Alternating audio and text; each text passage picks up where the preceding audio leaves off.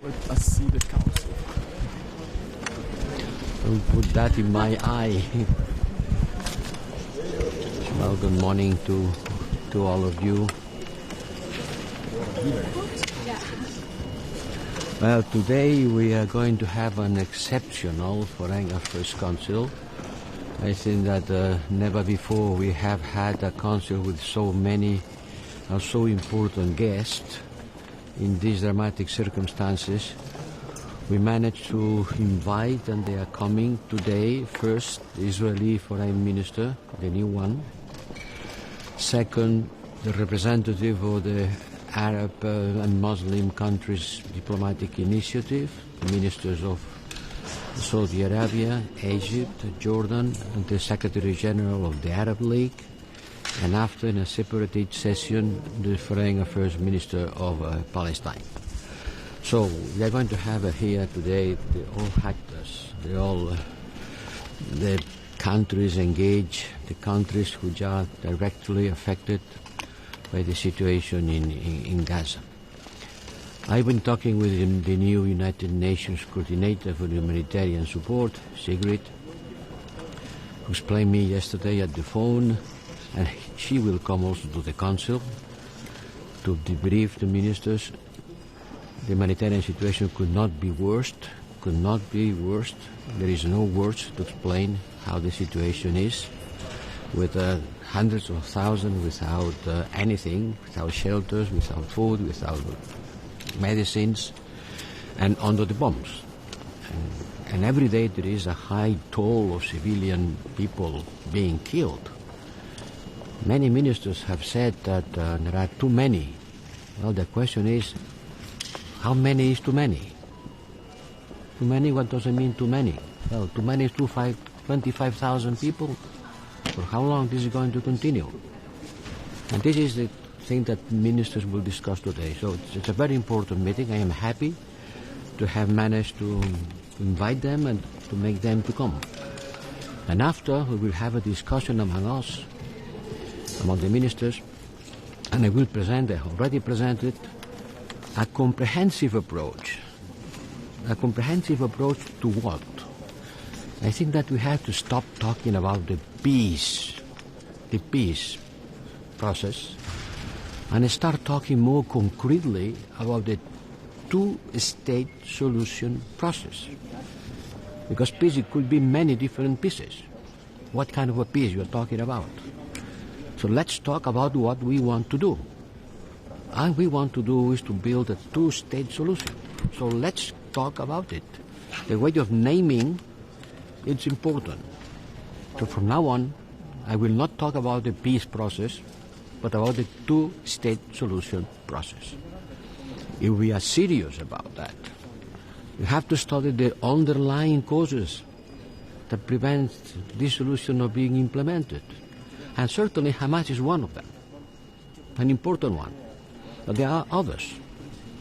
And this comprehensive approach has to be studied and discussed. I know it's difficult, 27 have different approaches, but we have to work together with the Arab world.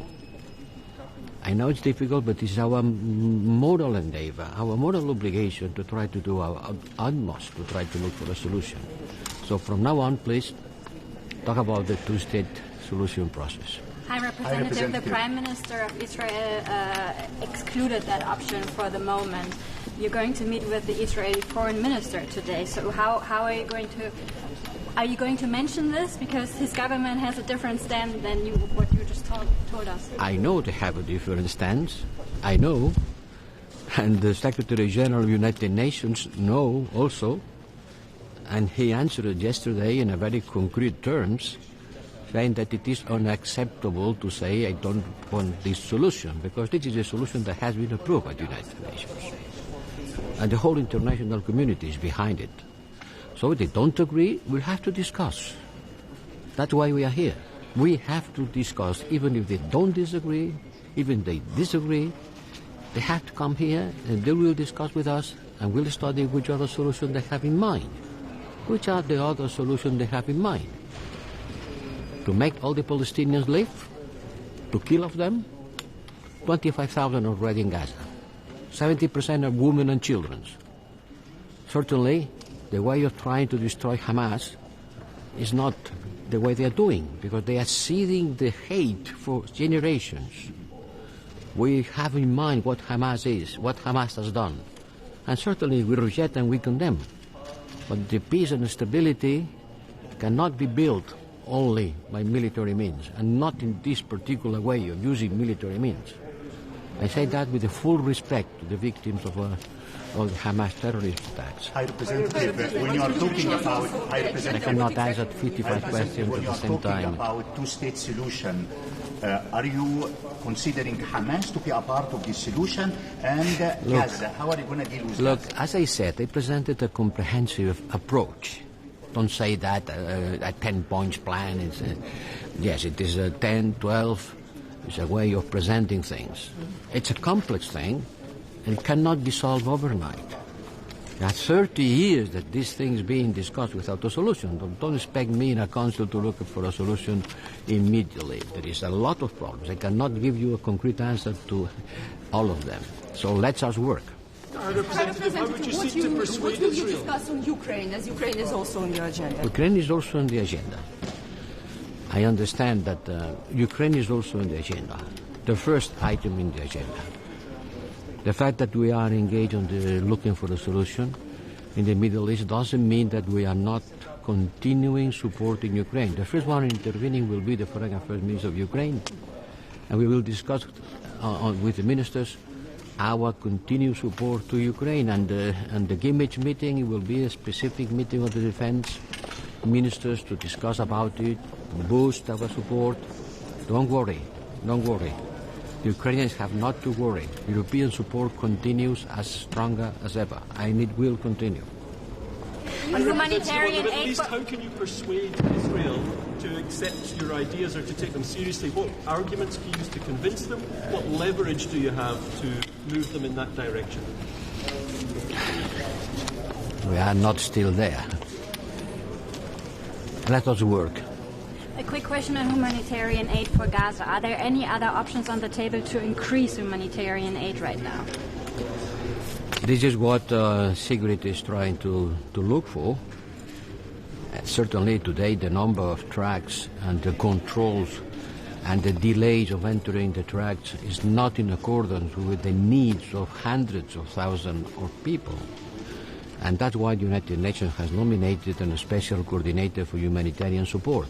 She is working, and she told me yesterday that there are some issues, some possibilities, opening harbors, opening cross borders. It's her job. We will support her, but certainly today the situation doesn't allow to make these people survive. In general, for the European Union. Will you talk today about the recent Iranian ballistic attack in the Kurdish region of Iran after some civilians? Will you discuss that with the foreign minister of Israel if they have any kind of forces there? Because Iran claim that there is Mossad headquarters over there. No, I don't understand. Will you address the recent ballistic airstrike in the Kurdish region of Iran? Because Iran say that there is a Mossad headquarters there. We will discuss about everything that affects the situation in the Middle East. Certainly we will discuss about everything. I'm sorry, I have the Egyptian minister waiting for me. Sorry, excuse me. I have to leave. Egyptian minister.